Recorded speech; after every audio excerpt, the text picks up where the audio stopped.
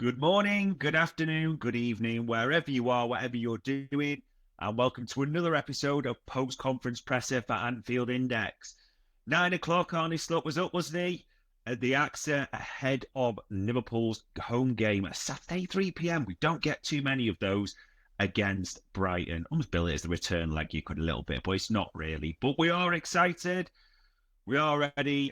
Literally in just over 24 hours, the Reds will be back in league action, won't they? And the games are coming thick and fast. So we'll do the normal, ladies and gents. We'll talk you through what did Arne Slot answer to the questions he was asked. We'll look at the last game, which was Brighton in the Carabao away, wasn't it? For the big clues from that one. We'll talk about the threats Brighton can bring as well. Got the word right there, which is important. And there's a few to talk through at the same time. And what we'll also do is give our predicted lineup, score, and scorers. And we're on a bit of a run, actually, although we didn't really do the Carabao 3-2, don't get me wrong. But since then, we had 2-1 Chelsea. We had 2-2 Arsenal as well. Let's see if we get this one right at the same time. Dave Davies coming to you from a pretty mild, and that's what they call it this time of year, isn't it? Mild Edinburgh. So ready to run you through everything that we can. So first up, Arne Slot's questions and the answers that he gave. So the first one, you probably no surprise, is injury. So he's asked about any injury news and specifically the likes of Jota, etc., name checked. He said, I've said already a few times, it's always difficult to tell you exactly when a player is ready, as the last phase of the recovery can be a few days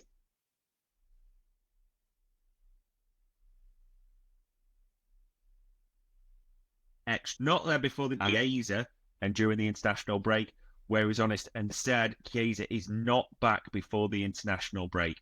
We're hoping he can do things during the international break, and then he can join after. It's no real surprise that Jota we already knew about. Elliott, Allison, that was no real surprise. Yeah, Chiesa he's not going to make anything this week. He said, we won't put a time frame on it, but now he has told us that he's not going to make anything this week. Doing bits during the international week, but basically means he's missed this whole spread of games. I suppose the only positive we can really look at this is they're hopefully all back after that international break when the games again come thick and fast. It doesn't look too bad in a way, November, because you look at November and say, well, there's only actually 5 games during that schedule, but December especially really accelerates. But we are going to have to go Brighton at home, Leverkusen, at home, and the final one of Villa at home, 3 home games in a row without those players available. So that was the injury news. He was also asked about one that, what do you think, comes around every few weeks, but they reinvent the question. So Vinny O'Connor did it. The contract situation for the big 3. And he was asked if this drags on, and he used some of Virgil's quotes, could it become a problem? So what did Arne Slot say about this? He said, for me, the contract situation only becomes a problem if the players don't perform as well as they are at the moment. If they don't, though, I'm not sure it has anything to do with the contract situation. All 3 of them are in a good place and performing really well. There are ongoing discussions, as Virgil said to people. That's not from me, as you know. I talked to him about other things. Let's wait and see. I think all that he says is completely right. He doesn't know what necessarily the future brings, and we are talking at the moment. Yeah, it's one of those. It's right to ask Arne Slot because there's no other conduit, is there, for contract news? We just have to wait and see. It's one of those, and there's a lot of people saying that, well, we only panic in January because of the pre-contract. They can agree with an overseas club, and I do get that to some extent. You just really feel that, we said this before, it's almost like a repeating narrative during the October international break. Wouldn't it be a boost to get one over the line? Same in November. I think the one thing that's quite clear at the moment is they're talking to all 3. How long can you talk for? How long before someone's got to make a call one way or the other? Is it a game of brinksmanship? Are we haggling to death?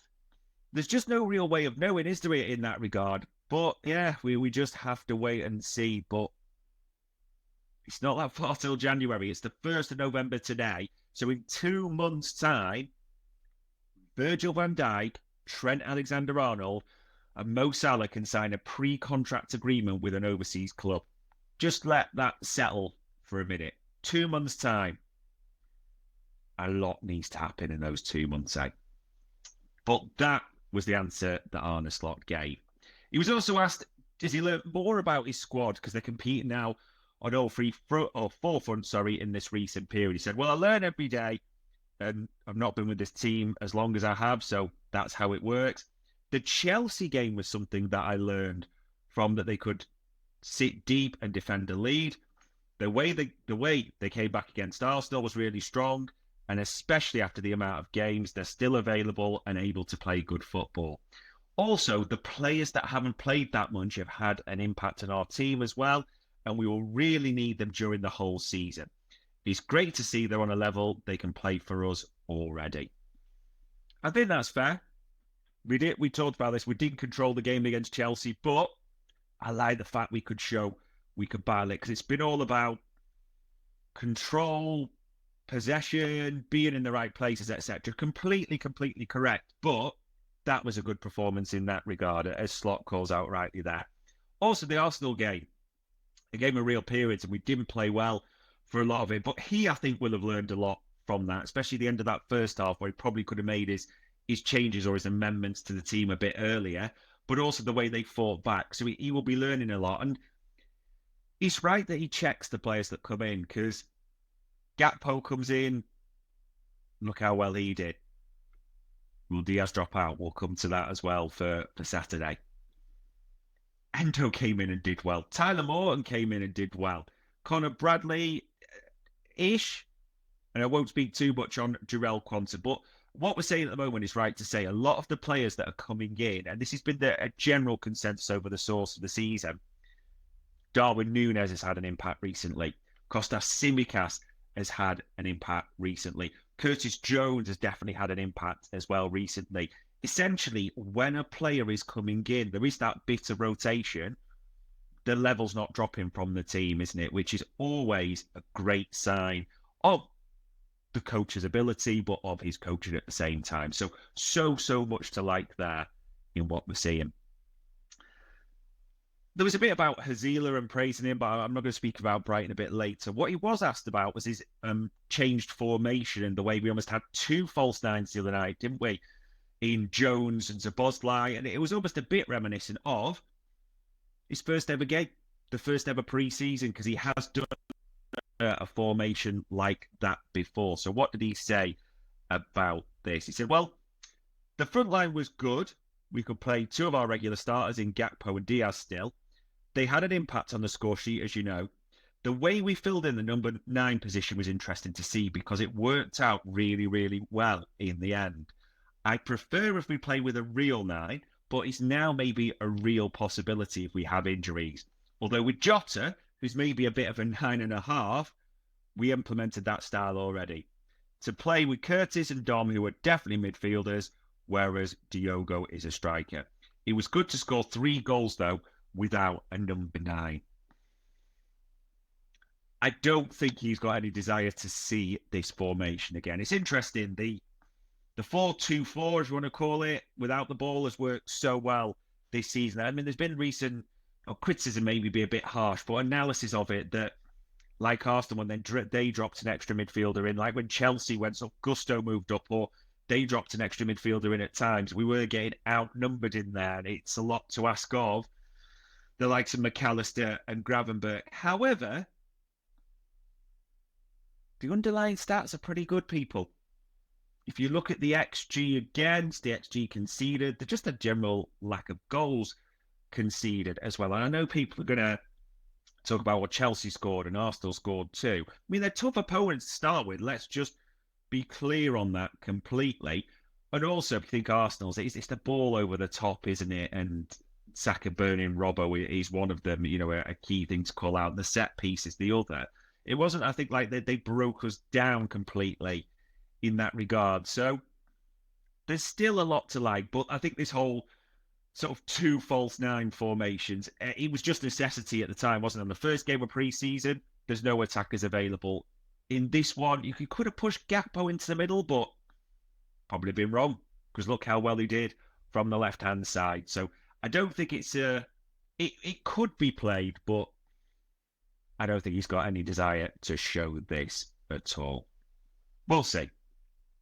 Next question was a great out, and shout out to Mighty Mo on this one. A great question quite lengthy around Westerveld and his interview and intensity off the training pitch, but he also linked it to Jarell Quansah and his performance. So what did Slot say on this one? He said, they're really important, and it was, I should say, sorry, as well, about teammates. He said, they're really important as every teammate is important for every player. I don't agree with everything you said, but mostly we agree. This time, Jarell played a very good game. The only issue he has at the moment is if he has a moment that isn't perfect, it immediately leads to a goal, which is quite a big statement, isn't it, really? That's what happened in this game. He was, in my opinion, unlucky, and I know that you cannot judge a player on solely these two moments because they're so vital for a result. He is getting better and better, and for him, it's just the last step for him to make, which is already shown in the previous games. He can play a game without making those errors and mistakes. He's a bit unlucky in this period where he makes a small mistake, it can lead to a goal. If I look at his overall performance, I really liked what I saw. He was confident on the ball. When we could see that it wasn't out of, I'm afraid to make a decision, it's just by taking initiative, and these things can happen. He was a bit unlucky with the second goal as well. For me, that was not his game. I wouldn't say he was able to play in the upcoming days and weeks. He's just in competition with centre-backs that are playing, they're not making many mistakes and are at a level at the moment. I think he played similar to Virgil and Ibu. It was a good performance, but it was a bit unlucky. There's a lot to unpack there, isn't there? I think the one thing about Jarell Quansah is, and people flagged this, was it a good decision to bring on, I'm obviously in reverse order, Ibu Konate? Does it damage Jarell Quansah's confidence? Also, as a few people clock quite rightly, because he's only on the pitch for 5-6 minutes injury time, Ibu now has another yellow card, which means he's on 4. Which means if he gets a 5th, he will miss a game. So it'll be interesting because if he gets one against Brighton, he will miss Villa, won't he? Which, isn't ideal in a big game. It almost sounds strange. Everyone wants to get a deliberate card. I know you shouldn't say this, but if he avoids it against Brighton, actually, if he gets one against Villa, he's suspended for Southampton away. Now, I'm just being honest, if you look at the table, probably not a bad one to miss, isn't it? Just being honest, if you were to bring Quansah or Gomez in for one, Southampton away. Not suggest anything, but just a thought there. But anyway, back to this game. I mean, it's that Napoleon saying, isn't it? Don't bring me a good general, bring me a lucky general. And he has been a bit unlucky, you could argue, Quansah. I mean, he overhits it and he gets intercepted. And people will argue, well, it's actually the Dennis shot, which Yaros palms to Adingra, who tucks it in. But it's still his error that results in that. I think the thing for me that's crucial is other defenders have been caught and made errors. The keepers are sometimes in the ball away. It's just not resulting in a goal. And that might be that key word that Arne Slot mentioned. Lucky. That might be the key word. And maybe just at the moment, Jarell Quansah is a bit unlucky. And he was super unlucky with the deflected strike. You could argue his body position, but I think for me, the key thing I'm looking at the moment, and it was right at the end of the question, is it's not that Jarell Quansah's playing badly by any means, and I don't think he sort of failed any audition. The level of Van Dijk and Konate at the moment is insane. It's the best centre-back pairing in the league. It's the best centre-back pairing on form in world football at the moment. We know that. They've just been absolutely sensational. So whenever Gomez or Quansah come in, there's going to be a drop from those two, and that doesn't make them bad players at all, Gomez and Quansah. It's just the nature of what we're seeing. And I just get the feeling because he doesn't play that much in the moment that he's being hyper-focused on. But that being said, there's plenty for Quansah to take forward. There's plenty for Quansah to learn about there as well. So that was good. Then he was asked a question about analysis, which it was a bit strange that, and he, long story short, says, yes, we do use video analysis. We already knew this. He plays clips, he looks at them, and he will use the data when he feels it's appropriate. It's not really too much. But there was two positional questions he can be asked. And the second one, the final question of the press conference, one that everyone wanted to know. They really did. So he was asked about McAllister and, could he have that ability to play at number 10?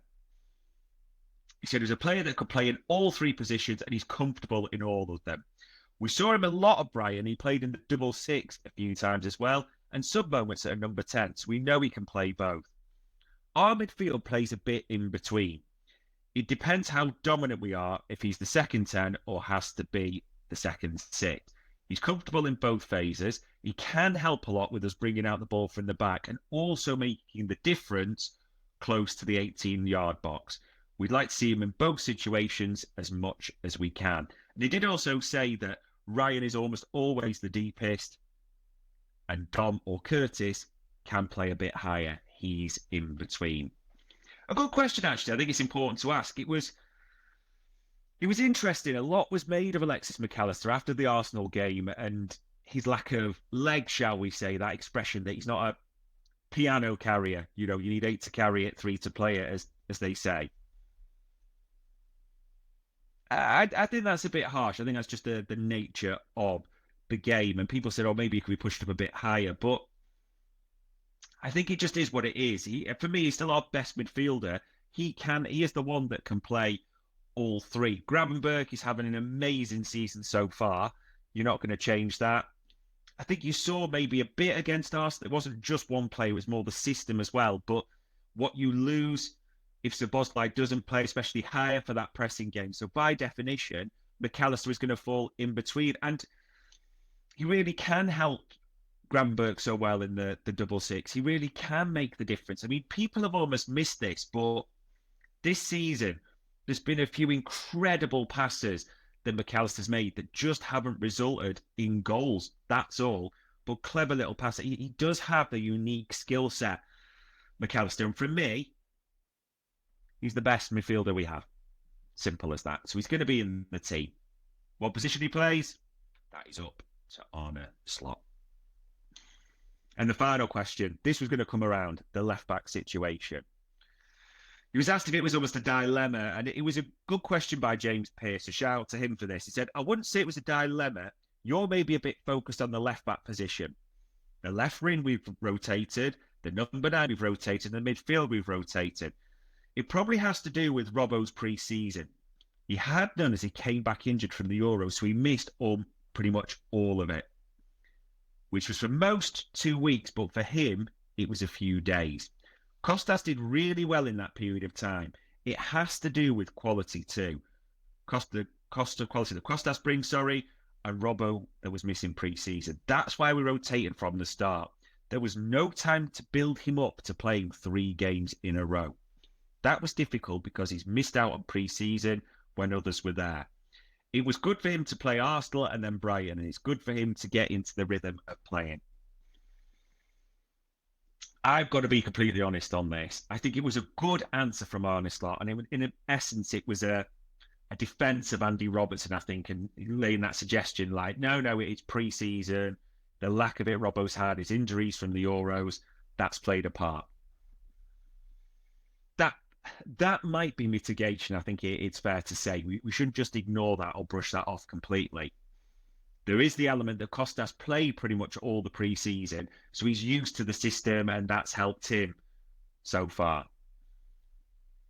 I don't think that's the full story, though. I think we're just starting to see that Andy Robertson, at 30 with so many miles in the tank, and this would happen to anyone, he is on the decline. But there has been a few concerns, and it's right to say, about his performances recently. Saka was beating him all ends up, wasn't he? The first goal against Arsenal, I know people suggesting about Virgil's cover run. I've seen that and I take that. But it's a Robertson error for the goal. You look at Brighton as well.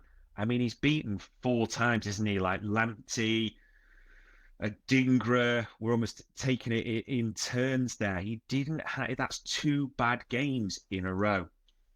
You've also seen that in this slot formation, this 4-2-4, you've got to be able to defend as a fullback one-on-one. You also really have to be able to use both feet well to sort of pass, distribute, because that's the nature of the game. Robbo is pretty much completely one-footed. You saw it against Brighton. He just doesn't have a right foot at all. It does go against him. Also, at the crux of it for me, Robbo's attributes are not suited to what Slot looks like in a fullback. If someone said to you, what are Andy Robbo's best attributes?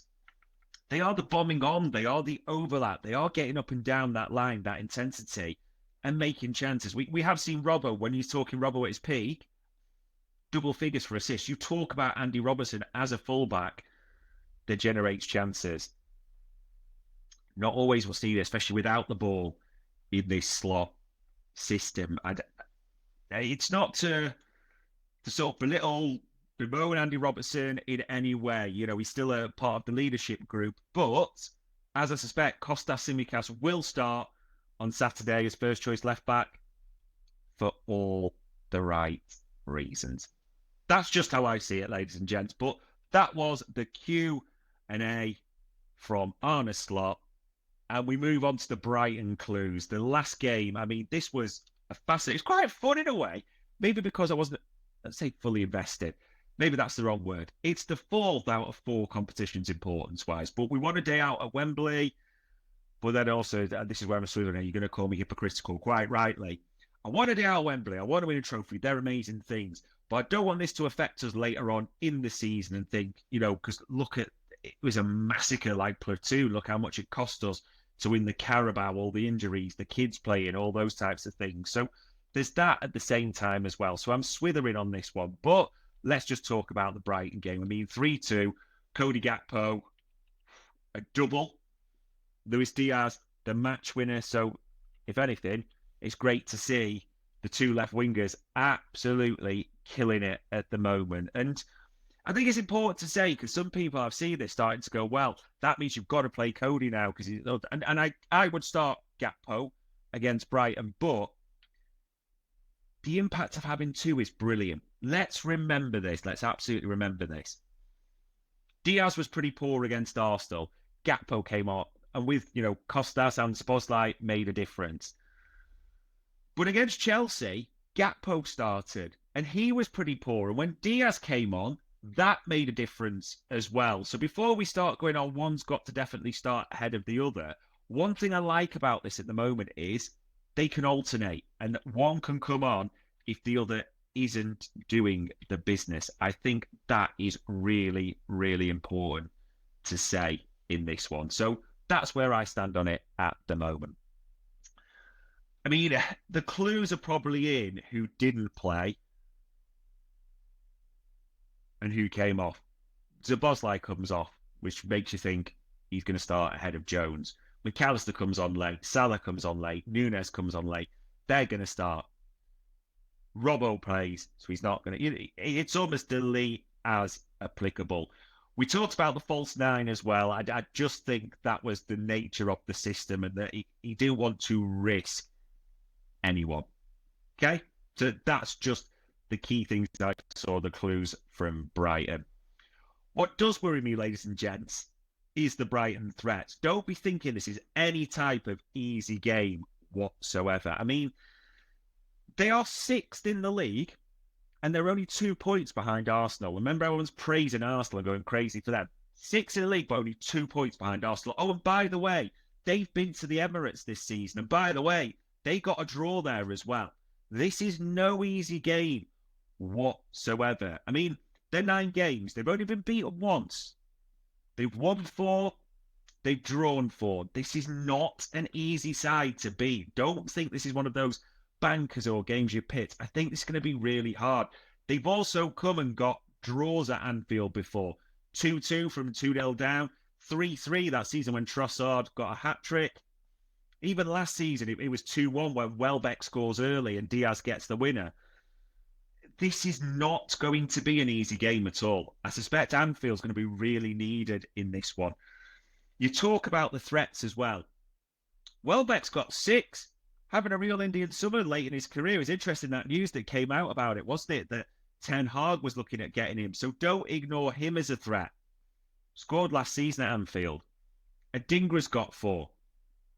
João Pedro is fit, according to Sky Sports News, back in the squad. He likes a goal as well, a player I think we like at the same time as well. So this is no easy game whatsoever. This has real potential to be one you drop points in. The Carabao Cup counts for absolutely nothing. And then here's the biggest threat, and there'll be a bit of a ghost or something for this. Personally, for me, Mitoma. When Mitoma came on, there was a different threat all of a sudden. To be fair, Conor Bradley, he did get talked about, but Conor Bradley got beaten a few times by Mitoma. Mitoma's had a few contests with Trent Alexander-Arnold where he's got the better of him numerous times as well. You know he's going to start in this one. Welbeck, Mitoma. I don't know if it'll be a Dingra, it'll be Gruder, Rutter might, but either way, they have a plethora of attacking options here, Brighton. Do not underestimate just how tough this game is going to be. Yeah. Lineup, probably not for me too difficult. Because if you think of the back line you expect of Kelleher, Trent and Tsimikas as the fullbacks, Konate, VVD. I mean, combined, they play, 6 minutes in the last game. So they're all pretty much rested there. Midfield, Gravenberch was at a restaurant watching the football, wasn't he? He comes back in, Maka came on. So Bosley played a part, but was taken off. So I think it's that midfield 3. I don't think it's that difficult. The forward line, Núñez and Salah came on. So that's an easy decision as well. Gakpo. Could make a case for Diaz, but it's hard to make a case against a red-hot Cody Gakpo. And by the way, if Cody Gakpo, which I suspect does start against Brighton, that still gives you real options of Jones and Diaz. Those are 2 game changers for us on the bench at the same time. So Keller, Trent, Konate, VVD, Tsimikas, Gravenberch, McAllister, Szoboszlai, Gakpo, Núñez, Salah. That is what I am going for this weekend. And score-wise, I think it's going to be a tough one. I think there's going to be some awkward periods, but a bit like Chelsea in a way, I'm going to go with a battling 2-1. A battling 2-1 victory with Darwin Núñez on the score sheet. I always go Mo Salah, don't I? But, and maybe this is heart talking more than anything, just for his recent games, I'd love to see him just keep it up. And the reason I say I'd love to see him keep it up is you want Darwin. Liverpool's fate in these next 3 games of Brighton at home, Leverkusen at home, Villa at home, could be tied to Darwin Núñez's confidence. Just be clear on that, because there's no other number 9, really, unless he starts playing one in the middle, Gakpo in the middle, switched it around, which not in their favoured position. So Darwin Núñez is really going to lead the line for those 3. Liverpool's fate could well be attached to how well he plays in this one and this period. So fingers crossed, Darwin Núñez has a good game. I would love to see Darwin Núñez get on the score sheet as well, because that will be a real boost, a real fill-up for him as well. But 2-1, Núñez to score. That is what I am going for, ladies and gents.